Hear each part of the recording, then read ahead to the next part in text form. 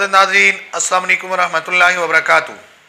मैं हकीम कारी इरफान सईद अल सईद दवाखाने से हाज़िर हूँ। उम्मीद है आप तमाम दोस्त खैरियत से होंगे और अपने घरों में खुशखुरम होंगे।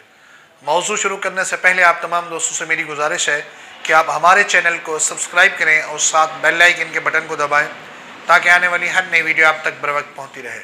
आज का जो मेरा मौजू है वो ख़ारिश के हवाले से है।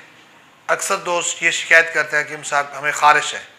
ऐसे तमाम दोस्तों को जो नुस्खा पेश कर रहा हूँ वो अशरफ कंपनी की एक सिरप है सार सप्रीला। उसको आप सुबह दोपहर शाम 3-3 चमचे इस्तेमाल करें। इंशाअल्लाह अज़ीज़ अल्लाह की रहमत से ख़ारिश ख़त्म होगी। इसके साथ आपने शरबत उनाब भी इस्तेमाल करना है। 1 से 2 हफ्ते के अंदर मुकम्मल ख़ारिश का ख़ात्मा होगा।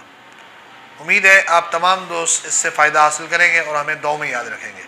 जज़ाकल्लाह।